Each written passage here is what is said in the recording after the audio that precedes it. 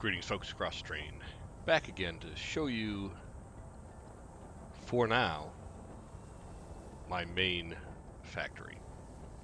I say for now because in the 24 hours or so since I recorded kind of my introduction to this build, I've gotten itching to start again. Partly because of some other stuff that I've learned and just some challenges I've found in this current build. Although this is much improved over my former build, or my former builds, it still has some challenges, and I'm not sure if tearing this all down again, because I've already done it once on this build, or just starting again is the best answer. So I'll figure it out in the next couple of days. In the meantime, let's show you what I have learned. So we saw last time, there's an iron producing place over there. There's my main power supply there. I did end up building 4 more coal generators there. So I now have 12 there and 4 up there, 16. I've got 1,200 megawatts of power, and I'm using right around 700-ish. So out there is my oil production facilities. You can see steel ingots are being manufactured right there, and then this is the main base. As I said, or think I said, this is the top deck. There is a bottom deck, which is kind of my main tier 1 production place. My space elevator right here goes literally up to the mothership, is right here. And this ovular contraption here is my main bus. So that's, right now I've got 12, maybe I've only got 11 lines on it, but it has room currently for 12 lines stacked 4 high, 3 different rows, to pull material off to feed my manufacturing products. So as you can see from standing up here, we're clearly in very early stages. I'm playing with a whole bunch of different designs as far as putting machines together to do some of the slightly more complex, the tier 3 stuff that requires assemblers or 2 different products going into one machine to make another product. I have unlocked manufacturers, which actually put together 4 products. But one of the challenges at this kind of point is having enough material to upgrade your conveyor belts to move enough product.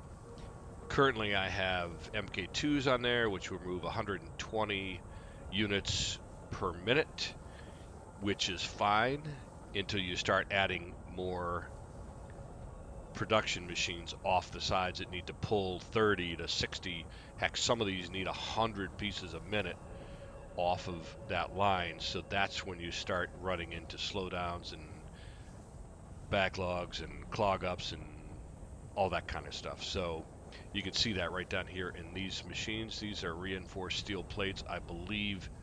I'm not sure what they're waiting for, but waiting for something. But that's kind of the challenge I see right now. I do have the ability to make MK3 lines, which carry 270 units a minute, so it more than doubles my capacity. The problem is it also requires steel beams to upgrade to MK3s from an MK2, and I am low on steel beams, so I am actually, I'll show you down below, I am producing enough to either upgrade this, or if I move my base for my main factory, I'll just somehow take it all with me. So we'll figure that out in the days ahead. But anyways, enough yik-yakking. Let's get down there and take a look at it. Again, hope my parachute works here. Oh, that's always nice when the parachute deploys. So let's jump right down to our main bus first, and we'll take a look at this and how this works. So you can see that I've got 1, 2, 3 lines. These are 4 deep right now. These are MK2 lines, belts. So they can carry 120 units a minute. Some of them are sitting still because I'm not using much of them. Concrete right here, for example. These are iron rods, which you're not using a lot of. Not using any yet of these cables, so on and so forth. I can climb up here. On the second deck, we got screws, using a bunch of them. These are reinforced iron plates, using some of them. And then I just put rotors up here, and you can see how slow the production of rotors are. Check that out. 2, and then a very, very, very, very long absence before 2 more. Again, if we look back over here, you'll see iron rods, you see steel plates, you see screws, you see reinforced concrete beams, steel pipes there, wire, copper wire down there. What else? I got concrete and something else is up here. Oh, those are steel beams. So you can see that that's packed and stopped because I don't know that I'm using them anywhere currently. Certainly not anywhere that's calling for attention. So, anyways, this is my main bus. You can see that, as I need stuff off the lines, I put a splitter on the line, pull it off. Sometimes I will take the product and return it to one of these, but that's one of my challenges right now is unless I build this thing ultra high, just having enough lines for all the products that are coming through. So when you get in here, it's not quite as neat, I suppose. You can see that there's some spaghettiing of my conveyors and all that good stuff, but let's see what the holdup is here. Oh, these are just extremely slow. It only produces 2 parts per minute. This is a 60-second production for a modular frame. So that's part of the reason why it's so slow. And those, I believe, are going over here to store when they are done. So I'm making those here, and there. And the requirement for those is 3 reinforced iron plates, 12 iron rods. So that means that's what we need per minute. That's why it's all backing up, as you could see out on the line. Let's see, what else am I making up here? Nothing down there. I think I am making motors here. Yeah, so these are motors. Requires, what are these? Stators, whatever that is. It's a part of a motor, I know that. And it's also waiting for, I think, rotors. Yeah, rotors. So see, so this is pulling rotors off the line, which is one of the reasons why the rotors were so slow. See, this needs 10 per minute, and I'm probably only giving it 1 or 2 per minute. So that's creating a backup, of course, as you would imagine. And let's see, what am I making here? Oh, I'm making some rotors here. I did produce, these are all rotors here. I did turn and make another, there's rotors again. Making a lot of rotors.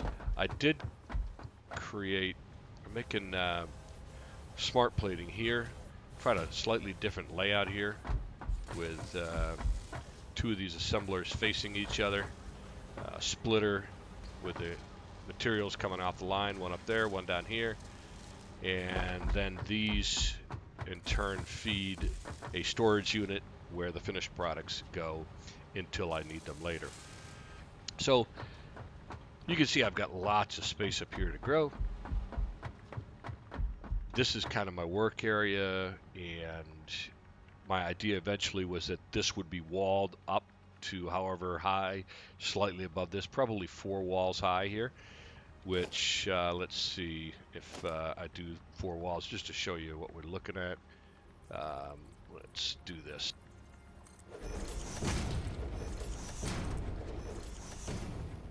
So that's that would hide basically the bus from the factory floor.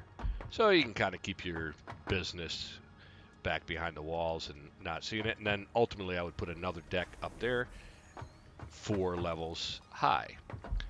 And theoretically, I suppose, repeat the bus up there, which again is where part of the things I've learned as I'm moving along here is how to do that logistically and blah, blah, blah. So again, here's the rest of my top floor. Haven't filled it out yet, obviously, and if I move, I won't, but you can see this bus goes all the way around the circle. The idea being I can pull off on either side and produce stuff as I'm doing down here. You can see how absolutely monstrous this space elevator is. Big. This is I'm going to show you this. That's a gel pad for soft landings. So here I'm pulling some material, in this case concrete and steel beams. I'm pulling off to make what are these, reinforced iron industrial beams. That's why my steel beams aren't being moved down below, is because they are sitting there waiting for these to move so that more can be produced behind it. Got reinforced iron plates being made down here. Got almost a full material. And then just recently got this. This is very cool. Glass floors so I can look down or up. Another thing that I opened up just recently, which is kind of cool, which kind of makes this more like an actual staircase and not a dizzying height. Let me see if I can show you here.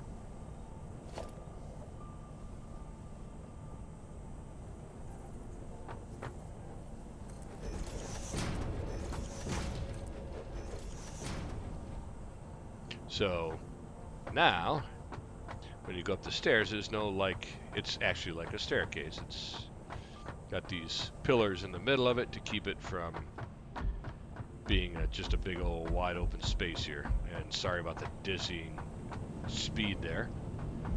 Let's go down here. And so this bottom floor has mostly my tier 1 production.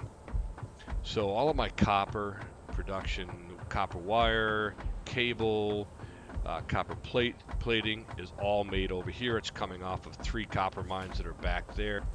I can definitely uptick this production if needed, but there's all of my production for copper products currently. And again, you can see the 3 primary products here, which are cables, which are copper plating, which are copper wires, are being fed and fed up to the bus up above through these holes in the floor in the lifts that are taking them. Across the way here is my steel. It's a very minimal steel manufacturing right now, but you can see these 2 machines are making steel beams. As we saw here, I'm going to dump this steel beam in here that I picked up upstairs.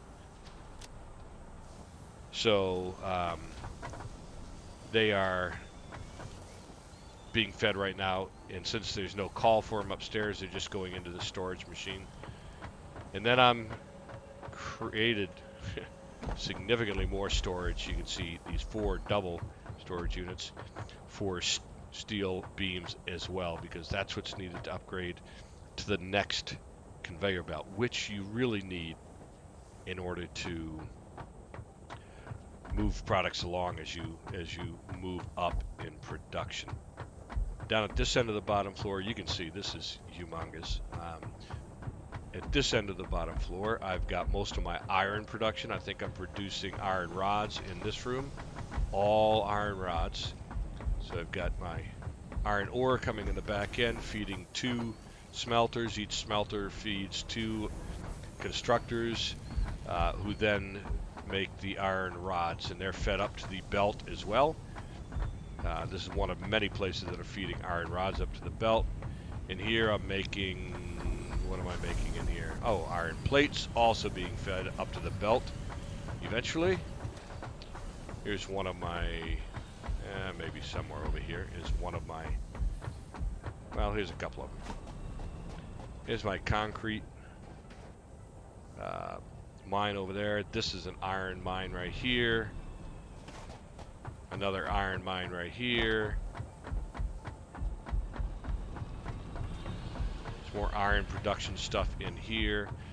These are storage systems coming from stuff out being produced at oil. So the idea that I had originally, and I'm reevaluating whether it works, is that all of my tier 1 production would happen on the first level and then be fed up by belts and lifts to get up to the bus, so then I could do my tier 2, 3, 4, 5 production up above. So that's kind of the idea. Now I want to show you, I think I mentioned this in the other video, these tubes here for what the heck, I forget what they're called, hyper tubes. Yes. So this just is a quick way to get to the other end of the factory, so I'm going to go ahead and show you how it works. Get in here and get sucked along on a rod on a current of air. It's obviously much faster than moving on foot. So this will take me, oh, there's one of our buddies stuck inside here. This will take me to the other end of the factory and deposit me up that ramp, and about 400 or 500 meters off that way is another iron producing. And you can see what that's doing here is it's bringing in, I don't even know what they are, iron rods, screws. This is iron plates and concrete from that production that I showed you in my first video. So that's basically the main factory. I'm going to take us on one more ride before I finish the video, just because it's great fun and I want you guys to see it. Another, I'll go show you this as well real quick. Another way to get from, this is really, I can get up like 5 or 6 levels, but this is just a launch pad, basically an air launch pad. So get on it and it shoots you up, and this is to land in this goop. Then you just kind of walk right out of the goop and there you are. Pretty cool, but it's intended to shoot you as high as, I think, 5, 6 levels you can go up with that thing, so that's nice. We're going to take this hyper tube out to the iron. There's my truck bringing steel ingots back to the plant here for steel production, but let's head out to my coal generator plant. My main one, I should say. There's our truck stop back out here, which is bringing iron ingots, or excuse me, steel ingots back to the main base to be produced into steel products. This drop you off right here.